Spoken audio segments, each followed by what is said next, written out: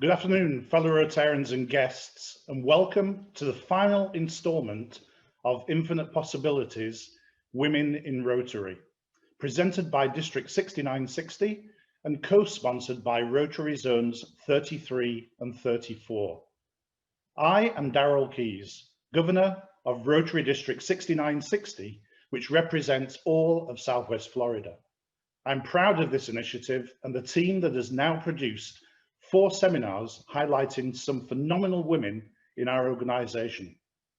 Hopefully, you've been with us for previous seminars. In July, we hosted Dr. Sylvia Whitlock, the first female Rotary Club president who caused a sensation in both the California and US Supreme Courts, resulting in Rotary International removing gender requirements from membership. In August, we hosted Jenny Stotts, a troublemaking millennial who encouraged us all to find our Rotary happy and advocated for our Rotary Club members to mirror our community.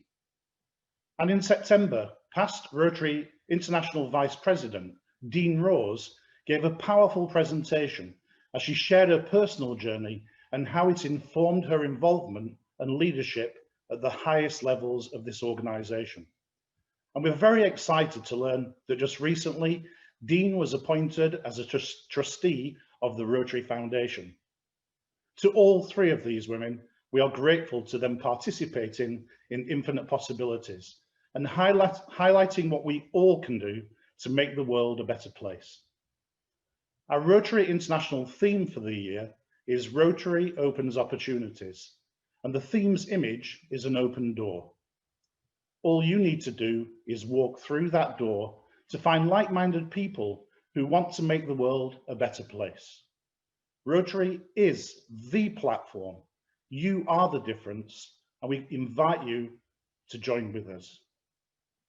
We round out our series with the extraordinary Jennifer Jones, who will be the first female president of Rotary International. Here to introduce Rotary International President-Nominee Jennifer is our host from Zones 33 and 34, Director Stephanie Urchik, joined by our co-host, Director Peter Kyle. Before I turn over the microphone to Director Stephanie, I want to thank you who have joined us for one or all of these seminars. The overwhelming response we have had from not only here, but from around the world has been humbling and gratifying. Now it's up to all of us to make that difference. Welcome, Director Stephanie. Thank you, Governor Darrell, and welcome to the thousands of you who are participating on the call today or are joining us through Facebook live streaming. We have another outstanding presentation about the role of women in Rotary. Earlier, Governor Darrell referenced the US Supreme Court case that ruled that Rotary clubs may not exclude women from membership on the basis of gender. 33 years later, women are approximately 25% of our membership. While our numbers may be small, we are making our mark. For instance, 25 years ago, 8 women served as district governors for the first time. 15 years ago, Carolyn Jones was the first woman appointed as a trustee of the Rotary Foundation. 12 years ago, Catherine Reveau was the first woman elected to the RI Board of Directors. 7 years ago, Ann Matthews was the first woman to serve as RI Vice President, and Ann Britt Asabal served as the first female chair of the Executive Committee for the RI Board of Directors. 18 months ago, Brenda Cressy became the first woman to serve as chair of our Rotary Foundation. And effective October 1st, 2020, Jennifer Jones was selected to be the first woman to serve as Rotary International President in the year 2022-2023. And it is my pleasure today to introduce my friend Jennifer. Jennifer is the founder and president of Media Street Productions, a 25-year-old award-winning media company based in Windsor, Ontario. She is a proud member of the Rotary Club of Windsor-Roseland. Her talents have strengthened Rotary reach and impact through many roles, including serving as a trustee of the Rotary Foundation, Rotary International Vice President, and co-chair of the End Polio Now, Make History Today campaign, raising funds alongside Bill and Melinda Gates Foundation. Jennifer is a leader in cultivating experiential fundraising opportunities, such as Rotary's Polio Golf Day with Jack Nicholas in Jupiter, Florida, USA, which raised over $5.25 million for polio eradication in one day. She also was part of the team that created the innovative virtual COVID-19 Rotary Response event. That event raised money for COVID-19 relief projects and showcased Rotary's response around the globe. Working alongside political figures, celebrities, and global leaders, Jennifer uses her voice to raise awareness and hundreds of millions of dollars to eradicate disease, support peace, and provide clean water and sanitation in developing areas of the world. Her skill as an expert storyteller inspires hope and promise and motivates people to take action.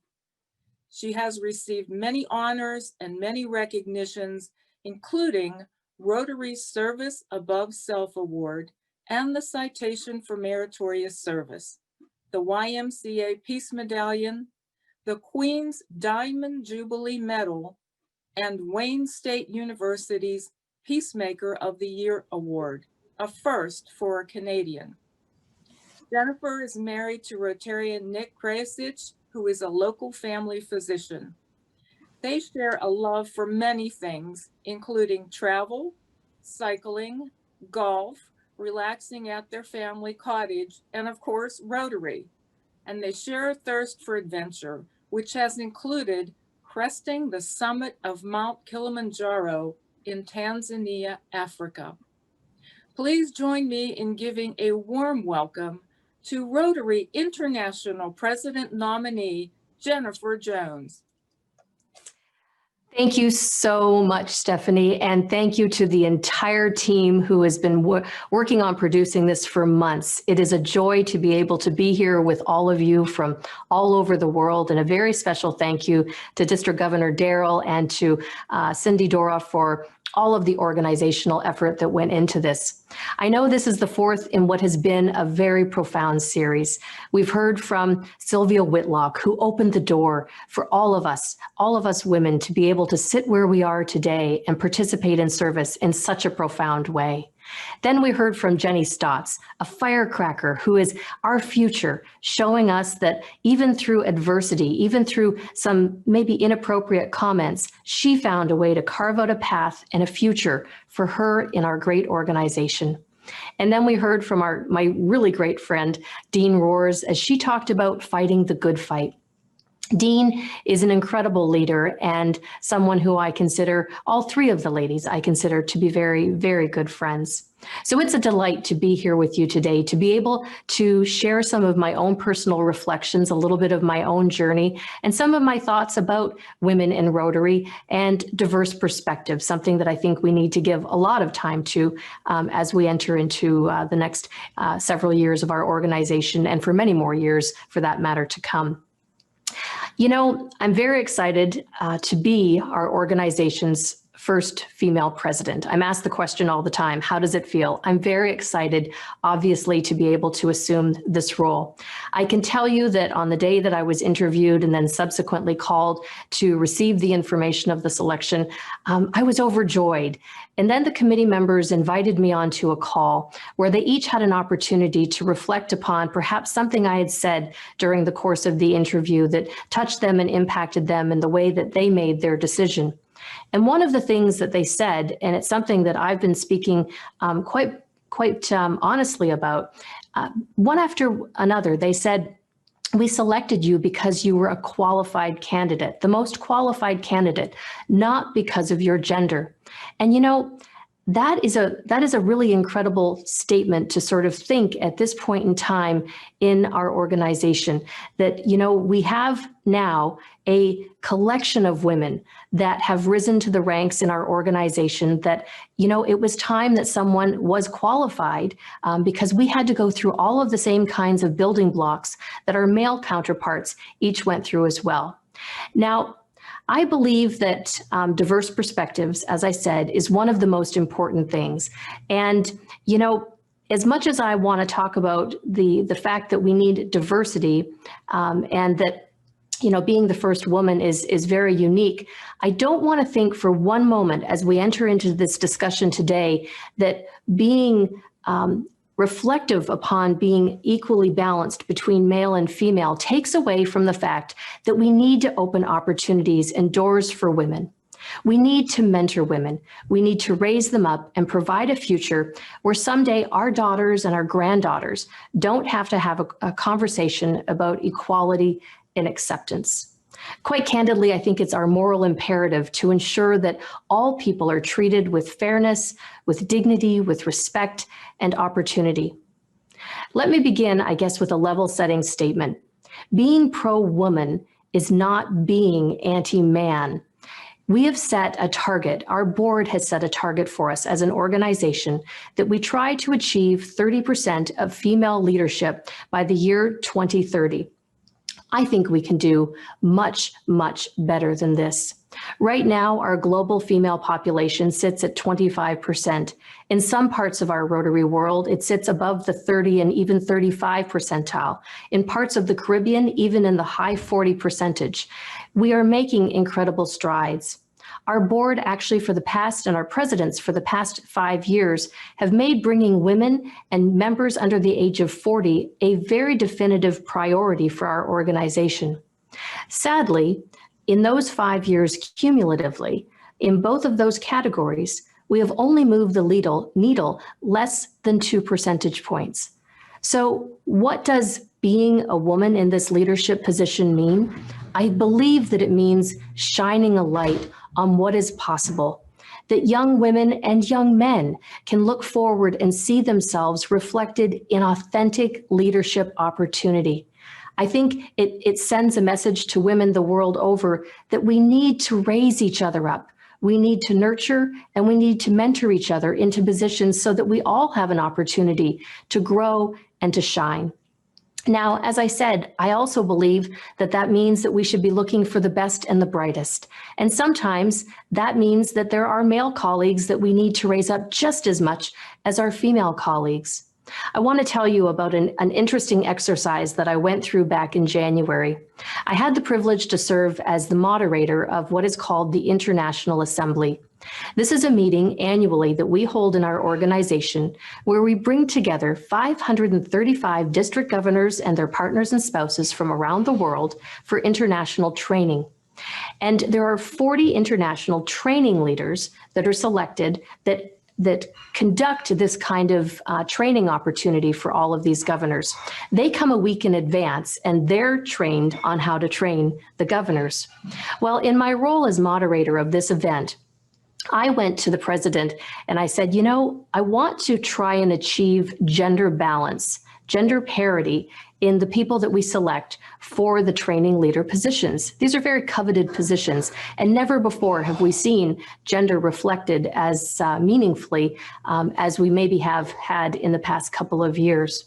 And so this year, I went to task as I was looking at all of the applications, and I said, you know, I want to try and make it 50-50. And I went through and I selected all of the different people, and there's a lot of different criteria between geography and culture and whether they've been a training leader already and we want to bring them back, a lot of different factors to sort of weigh into the selection process. And so I went through this, and at the end of the day, when I looked at the ratio, 38% of the members who were selected were women. I didn't get to 50%. But the reality was, I selected the right people. I didn't want to go back and play a quota game just to make sure that we had gender parity. I wanted the best and the brightest. And I think that that's a message that we need to carry through our organization.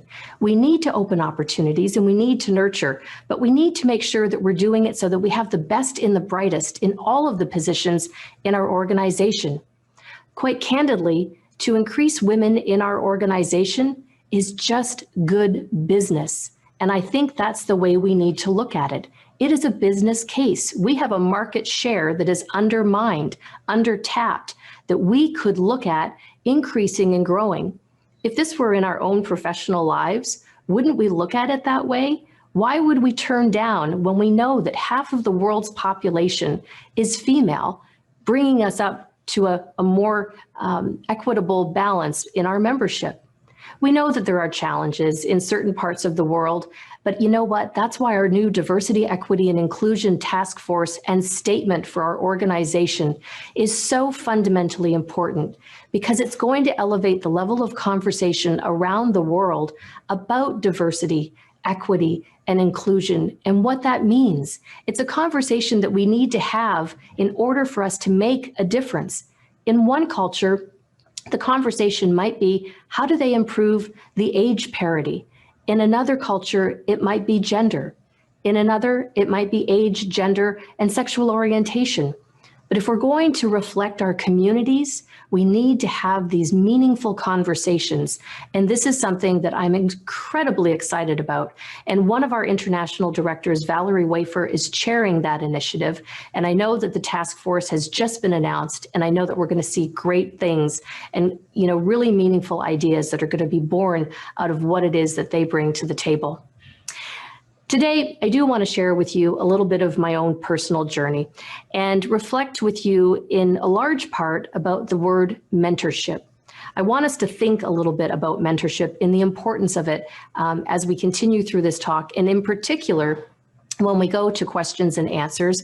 I really do want to have the opportunity to hear from you and be a little bit more interactively engaged in this talk. I was very fortunate that when I was a young girl, my parents told my brothers and I, through their actions and through their words, that we could achieve anything. The world was our oyster, and to dream big. And you know, when I think of the very first mentors that I had in my life, of course, it's my parents. And they really did instill something quite profound in all of us to be able to think that way. I've never thought small. I've always wanted to think big, and I've always encouraged those around me to do the same. You know, when I was in grade 2, it was the first International Women's Day that was held back in 1975, that was officially held under the United Nations, and the first one here in Canada. My mom, who would have been in her, I guess, early 30s at that point in time, she sent away to the Canadian government for a package of pamphlets and stickers and posters and cards and all of these beautiful, shiny things. And so that year for Show and Tell, something where you take something into your classroom and tell your fellow classmates about it, that was what I took in for Show and Tell that year. I took in all the pretty stickers, and I was telling them all about women's liberation and how we all needed to be respected and we needed to have equality. I know that my grade 2 teacher, who probably was in her early 20s at the point, was quite delighted with this presentation. And she sent me down the hallway to the grade 8 classroom. And there was a male teacher who she knew would, they probably had arm wrestled over equality a little bit in the staff room, and she knew that she was going to get under his skin a little bit by sending him down. So here I was, all bright-eyed and bushy-tailed, walking down the hallway to tell this gentleman and the grade 8 students all about feminism and women's lib. I look back on that as one of the most charming little remembrances of being in grade school. And I wish more than anything that those posters and stickers could be found somewhere today, that I could see them and take a look at them once again, because they really did play a formative part in, I think, the early thinking that I had about what I was able to reach out for and try to accomplish, and to never put a barrier in front of myself. Fast forward, a couple of decades to when I became a district governor. And I was the first woman district governor in my area, which is in Windsor, Ontario, and we border as an international district on parts of southern Michigan. And as a female district governor, I still had clubs at that point in time. I served in 2007 and 2008. And there were still a handful of clubs in our district that did not permit women to join. And, I didn't want to go in guns a-blazing, but I did want to make a point that I thought that they might perhaps want to, take a look at that. And so I was invited to this one club. They had been one of the power broker clubs of our district in the heyday, back a couple of decades earlier. And a couple of the members of that club, they were all male, but a couple of the members of that club were friends that I had met that were assistant governors. And we had met at district conferences and different things like this.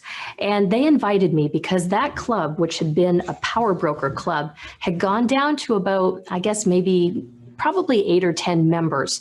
And they wanted to reinvigorate, to re-energize. So they asked me to come over, and I went across the border and I showed up at this club, and I sat at the head of this table, and it was a long table, and there were probably maybe 10 or 15 people who were at this meeting that day. And I stood up and I did my best to put the human face on what we do, and a really great pep talk about Rotary. And it's the kind of thing where I was looking around the people at the table, and I thought, okay, I'm pretty sure we're connecting. I'm pretty sure this is going well. And I ended. And this older gentleman at the end of the table, he put up his hand, old Mr. Krieger, and he said, "I want to say something."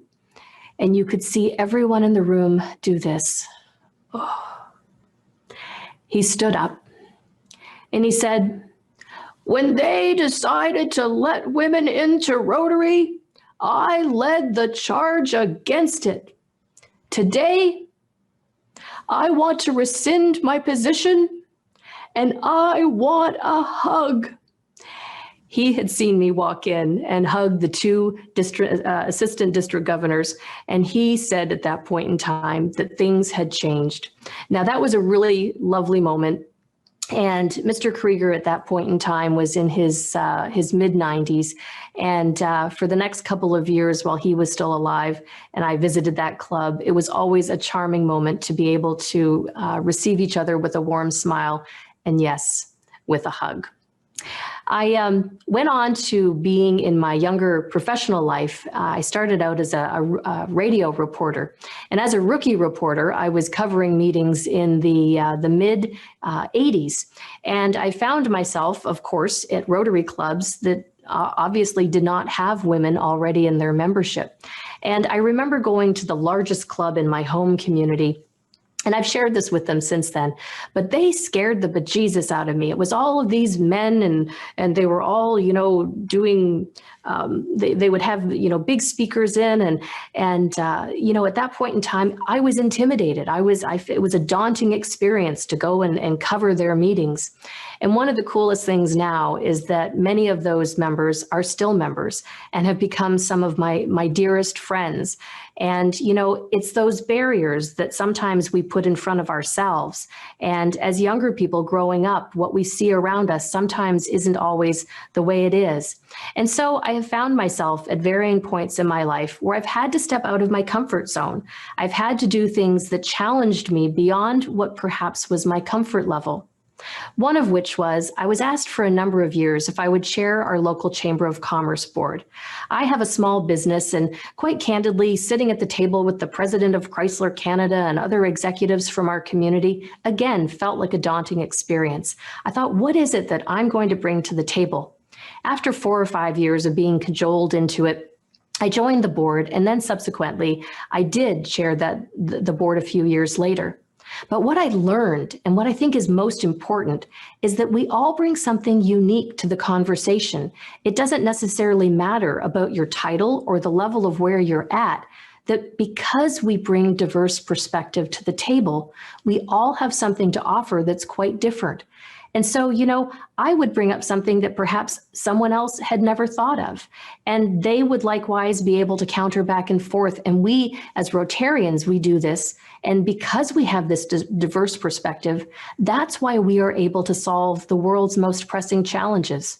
Now, I know in that chamber position that I was intimidated to take on, we ended up under my term being able to be classified the #1 chamber in our country, because I took a concerted effort to do things differently, to build the team, to empower the team, and then to communicate it out. Likewise, I went on after that to chair the Board of Governors at the university where I attended, the University of Windsor. Again, a very daunting experience. We were dealing with billions of dollars of assets and acquisitions, things that were clearly out of my area of comfort and perhaps expertise. But you know what? I knew that that was something that was going to challenge me to grow, and it did. And it was something that became a platform for how I was able to engage at the Rotary board level and beyond. And every step of the way, that has been because of mentorship. Mentorship can open doors. Mentorship can cause you to think differently, and mentorship can affirm belief in yourself and in your actions. One of the things I reflected upon prior to and getting ready for this talk was that most of the mentors that I've had in my life have all been men. I think back to when I first did my district governor training as a district governor nominee, and it was the first time that I met a man by the name of Monty Audenart. Monty was an incredible Rotarian who we sadly lost to a battle with cancer a few years ago. But back in 2005, when I was starting this training, he was the director-elect for Rotary International, and he had convened the training session, and we all went out to Winnipeg. And that's where I first met Dean Roars. She and I served as governors together, and we did our training together, the very first training that we got a chance, Nick and I, to meet her and her husband, Rhino, and we became lifelong friends for the rest of our life. And it was at that training, I got to tell you, that Dean and I sat in a training session learning about Rotary, but our husbands sat in the partner training session. And at that time, they were taught that brown was the new black, that they should bring an extra pair of nylons in their jacket pocket in case we ran our pantyhose, and that it would be a really good idea to bring a satin pillowcase so that I could get an extra night out of my hairdo. Now, I will tell you that both Nick and Rhino caused a small revolt. And because they spoke up, as we know happens, they were then charged with coming up with what the partner program looked like in the years to come. I'm glad to say it's come a long way. That was one of the first mentors in Rotary that I can tell you profoundly affected my life. I can see his hand has been woven through so many of the things that I have been able to achieve, whether it's been quietly, behind the scenes, or whether it was more overtly in his wisdom and guidance and confidence to me. And that has meant so very much. I reflect upon the second mentor that has probably meant the greatest deal to me, and that is my very good friend, John Germ, who was our international president, and I happened to be very fortunate to be selected by him to serve as his vice president. We have a generation between us, but we have such an incredible opportunity and have to this day. I think we probably talk every day. We're kind of on speed dial with each other. We talk through things, and he's been able to provide me with the kind of insight and guidance about our organization in ways I never could have learned through reading a book or looking through the code of policy or the manuals of procedure. It's life experience and how you make decisions. And he never once, felt threatened by us sharing in a leadership journey. And that's the last thought that I'll leave with you before turning it over to questions, is that, good leaders give it away. We don't need to be victorious in our leadership. We need to be victorious in raising others up. We need to be victorious in looking for the best and the brightest, for finding and spotlighting those around us who we know have the ability to serve with greatness in our organization. And so my challenge to all of you, my last challenge, and my computer's over here, so I'm going to look quickly, but I want you in the next 30 seconds, each of you, to write in the chat room just the name of who your mentor has been. Let's just spend literally 20 or 30 seconds watching those names fly by and paying a sort of tip of the hat to the people who have made the biggest differences in our lives. I'm going to try and read out some of these names as they go by. So put in your mentors right now and let's see who they are. Oh, it's going so fast. I can't even keep up. Holy mackerel. All I can tell you right now as we're all watching this together is that it's men and women. And isn't that beautiful? Wow. I just saw Dean Rohr's name go by again. Cindy Dora, one of the people who obviously put her heart and soul into putting this program together. Oh, Chuck Keller, one of our past presidents. What a joy to be able to see all of those names, continue to put them in. And I know that we're going to switch over to doing some questions and answers. And Pete, I'll turn the floor over to you. I know you've been monitoring the chat room and have some questions. I'd be delighted to answer anything. Well, thank you, Jennifer. We expected great and we weren't disappointed. As you can imagine, we already have many questions. But Let's first, go. as a reminder to our attendees, please post your questions and only your questions in the Q&A box on your screen. So Jennifer, one of the questions we have that we'd like to start with is, how do you balance family and all your involvement with Rotary? Okay, I'm laughing because I know that all of you are thinking the exact same thing. How do we create balance, particularly in the middle of what we all now, I think, affectionately call the Zoom pandemic? You know, certainly I don't want to make light of obviously the global pandemic, but we all have been very caught up in our ability to connect in these ways that are so profound with people in every corner of the world. I guess the balance, certainly for me, you know, one of the silver linings clearly out of something like this, where we're in the midst of, you know, this horrible pandemic, but one of the silver linings has been being in my own bed for months on end, and, you know, being able to cook. I love to cook. I actually planted a garden this year. I haven't planted a garden since I was a little girl. You know, every day would come in with my fresh capture of cucumbers and tomatoes and herbs. And every day I would say to Nick, I'm a farmer. And he would laugh, you know, he would just laugh at me, but I was taking a lot of pleasure out of something that I hadn't done for a long time. I love to walk. I love to golf. I don't get to do it as much as I wish I could. But, you know, golf is another thing, another lesson. I'm going to make this really short because I know we've got a lot of questions. But, you know, when I first married Nick, he took me out and he was teaching me how to play golf. I was using my grandfather's old hickory shafts, and I could hit anything with a 5-iron. And anyway, he quickly replaced them with other clubs because he wanted to hang those ones on the wall. But, you know, one of the things that I learned, it was a level setting experience, golf, for me, because at first I was so intimidated about, well, you know, the people behind us are coming up so fast, and I'd have to pick up my ball and run because I never wanted to, you know, slow anybody down or, you know, be accused of, oh, you know, we got women on the golf course today. And you know, quite candidly, as my game improved, I realized that, you know, there's good golfers on both sides of the gender equation, and, you know, understanding good etiquette was really what it was all about. And so, you know, that was kind of an unexpected maybe road down gender balance. But that is one of the ways that I like to relax as well. I wish I get to do more of it. But those are, I guess, a few of the ways. Family is the most important, and we're very lucky that we have a family cottage or cabin, as I know some refer to it, which is only about a half-an-hour drive from our house.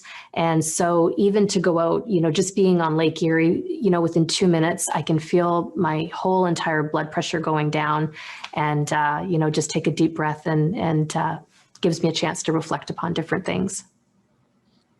Thank you. So we've got a number of questions from different people asked different ways, but they all add up to the same thing. They're asking what we should be able to do about clubs that do not have any women. And are you contemplating any method of helping district leaders who want to deal with that? Well, it's a great question, and let me start by offering a little bit of perspective on this one. You know, when I first heard about there being still all male clubs that existed, my first instinct was to say, all right, show me where they are, because I want to go visit, and you know, I want to have a little conversation with these folks. But you know what? Obviously, you know, we learn things, and quite honestly, there's all women clubs as well. I will be really candid with you and say I'm not a fan of either type, all male or all female. And I know that there's high functioning ones in either side, because I really do fundamentally believe that it's this diverse perspective that I talked about earlier, that, you know, we can't all look at things the same way. We need to be challenged by each other, whether it's by gender, by culture, by age. You know, that's how we make the best decisions, when we have that opportunity to learn from each other. So quite candidly, I'm a fan of seeing those kinds of clubs evolve. I know that women-based clubs have often grown out of the fact that they weren't permitted to join a male club. You know, I think we have an opportunity right now to take a look at the formation of new clubs, and maybe some of those members being able to join in harmony. And I think we've got a little bit of a ways to go, but you know, I don't know.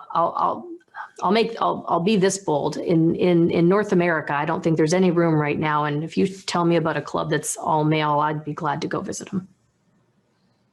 Well, Jennifer, we've got a couple in our district. Maybe you can make a trip on down.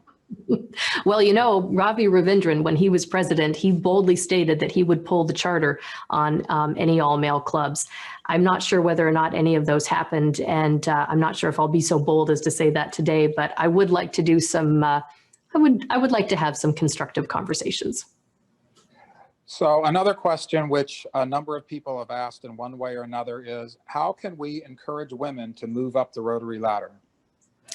Well, another great question, and it's one that we just need to be on the lookout for good talent.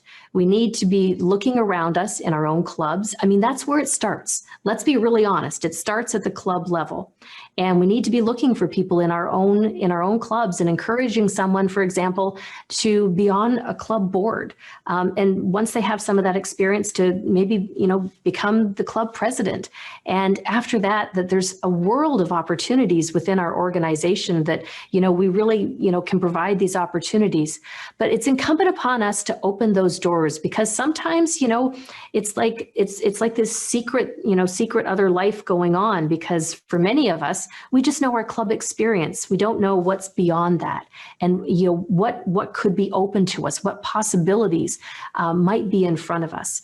And so I think, you know, as I look at my own role as a mentor, I certainly, as I travel across the world, I make notes about both men and women that I meet that I believe should take on positions in our organization, that I want to nudge, that I want to make sure that when there's a call for nominations, that I'm able to say, okay, I remember this one, and this one, and I want to make sure that, you know, I put their names out there. We all have to be looking after, you know, cultivating that at every level of our organization, but it starts at the club. And I will say one thing: we as women need to be better at supporting women. We need to be better at looking out for each other and not being competitive with each other, understanding that when we all excel, the water level rises for everyone. And so, you know, think about that as you look around your own club and district and even zone, and how we can do a better job. Thank you. So another question we've got from a number of people is, with the changes we've seen in response to COVID, what do you think should stick in Rotary forever? Well, clearly, we have seen a lot of things that have had a positive effect on our organization. Our new strategic action plan that Stephanie Urchik has so brilliantly overseen has 4 key components to it: to increase our impact, to expand our reach, to enhance our participant engagement, and the 4th, increase our ability to adapt. Now, when that was first composed and we were sitting around the table talking about these pillars of this plan, our ability to adapt was quite candidly one of the ones where we thought, this is going to be something that's a little bit more internal. We know that we've wanted to move our clubs, our districts, our Rotary world into digital platforms in a more meaningful way, particularly through training. When you look at the savings of human and financial resources and how we're able to connect in this kind of way, we need to take advantage of that. COVID moved our cheese within 2 weeks. We were able to jump onto virtual platforms, and we are never ever going to not have this kind of connectivity again. And so I think we need to harness it. I think we need to look at, when are the appropriate times that we need to be together, because, we need to be together. We know that the research tells us we join and we stay in Rotary because of service and because of fellowship, friendship. And we need to be together to do those things. But there's other parts of our business that we can do in this kind of a way. So I take that from the RI board level all the way through to the club level. If I'm a Rotary club right now, I want to give serious consideration to what is my hybrid model going forward. 2 meetings in a month when we're able to meaningfully meet safely again together. 2 meetings in a month, maybe one is a service project and one is a fellowship event, because those are the things we know we need to do. But maybe 2 of them are virtual events or kind of in-person / virtual events, because we now know that you can attract speakers from any corner of the world to come and be with you. And, that never, I don't think was in the realm of possibility for us when, pre-COVID. So we need to take advantage of, I think, this kind of thinking and continue down this path. It is not unusual for any of us to be sitting in our living rooms and connecting with people of any club, of anywhere, somewhere in the world. Thank you, Jennifer. So this audience is very excited about the fact that you're about to become our international president. And we know it's relatively early in your preparation for that. But we would like to know if you are willing to share any of your priorities or goals for that time. Sure. Well, you're right. It is early days. One of the things, even in early days, one of the things that gets expedited very quickly is your goal development, the development of your theme, different things that we traditionally know are parts of our Rotary infrastructure. And while it's too early to talk about goals, I can tell you definitively that diversity, equity, and inclusion will be a very large part of the conversation, without question. That will be. I also want to ensure that we're growing our external audience. We do a good job in many ways of talking to ourselves, but I really do think that there's an opportunity for us to showcase what it is that we do to a bigger, broader audience and let them, shine a little bit of a light on us. Because when people see what we do, when they see the human face and the stories of what it is that we do as people of action, then like-minded people want to join with us. So using my vocational background, that will be no surprise to anyone that I do want to cultivate external, whether it's conversations with other global leaders, but also different media platforms to elevate our profile as an organization. I think it will serve us well to build point of pride when we see ourselves reflected through other people's words. That sounds great. So another question that maybe is a little bit softer. What book impacted you the most to become who you are now? Ooh, this is a tough one. Well, you know what? I mean, there's a lot of books. Let me use this one. Lean In. If anybody has read this book, oh gosh, and why am I going to blank on her name right now? Anyway, many of you, somebody jump in and tell me who it is. Steinberg. Anyway, she wrote the book about becoming one of the first female executives through Facebook, and Sheryl Steinberg. And anyway, talking about some of the things that she had to come up against, certainly moving into the larger corporate structure, going for an interview and asking, where the ladies' room was, and the president of the company not even knowing that one existed, different things like this. And I know that was something when I read that book a few years ago, that it resonated in me about the ability, as I spoke about a lot earlier, for us to reach out to other women and to offer a hand out to bring people along with us in this journey, and to create a safe platform perhaps for us to be able to have conversations that are honest, to be able to say to somebody, you know what, I don't know what's going on here. Can you fill me in? And, we should never, it's one of the things I tell people all the time sitting around the board table, there is no such thing as a dumb question. We need to, sometimes be honest with each other and say, help me along, help me understand. If you arrive at a place in your life where you think you know everything, I think we all know that you're wrong. So we need to do that kind of stuff. Another book I read recently was Paul Harris's autobiography. One of the things that I found delightfully charming about it was that he was a bit of a rascal and a bit of a prankster. And I don't know if I should admit this, but I kind of saw some personal traits that I had in common with our founder, and like to have a little bit of fun sometimes and stir things up. So it was a little bit charming to kind of read out of his own mouth some of the things that he reflected upon as he was looking along with the other colleagues to form our organization. And, I think that sort of comes back to why we join in that whole networking, the idea of networking for a while started to become a bit of a bad way of thinking about us. But, that's why we were formed, for this networking, for this ability to connect with each other. And I think of my global connections. Rotary has made me, and I know like everyone else on the call, it's made us global citizens. If you put something onto social media right now, don't you get a kick out of watching, like, oh, somebody from Turkey just made a comment, and somebody from Australia, and somebody from Lebanon, and somebody from Singapore?